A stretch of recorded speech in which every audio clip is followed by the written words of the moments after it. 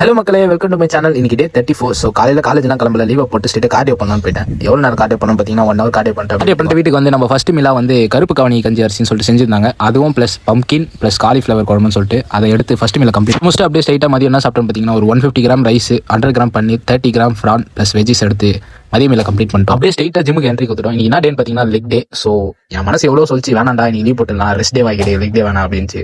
இருந்தாலும் பரவாயில்லன்னு சொல்லிட்டு நான் தான் போயிட்டு போடவே முடியல கைஸ். ஆனால் எப்பவுமே விடாதீங்க, நீங்க என்ன மசில் வேணாலும் ட்ரெயின் பண்ணுங்க, பண்ணாம இருங்க, but leg day must train பண்ணுங்க.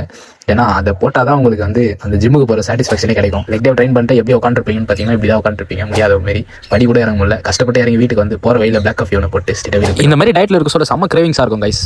அந்த கிரேவிங்ஸ் அடக்க நான் ஒன்று சொல்கிறேன், கமர் கட்டை வாங்கி சாப்பிடுங்க, ரொம்ப நல்லது. அப்படியே வீட்டுக்கு போயிட்டு நம்ம போஸ்ட் ஒர்க் அவுட் என்ன சாப்பிட்டோம் பார்த்தீங்கன்னா ஓட்ஸ் 2 முட்டை அப்புறம் ரெட் பனானா எடுத்து நைட் மீல் கம்ப்ளீட் பண்ணிட்டு ஸ்ட்ரைட்டாக ஃபங்க்ஷன் ஒன்று கிளம்பிட்டோம். என்னடா ஃபங்க்ஷனில் ஃபர்ஸ்ட் பந்தியா யார் உட்காந்துருக்கான்னு பார்த்தா நம்ம நண்பர் உட்காந்துருக்காரு. பிரியாணி வச்சு நாக் அவுட் பண்ணாரு, பட் நம்ம டயட்ல இருக்கிறதுனால பிரியாணி சாப்பிடல. ஸோ அவரை ஃபன் பண்ணிட்டு அப்படியே இன்னைக்கு நாளை முடிச்சிட்டோம். மீண்டும் நாளைக்கு பார்க்கலாம். Bye guys.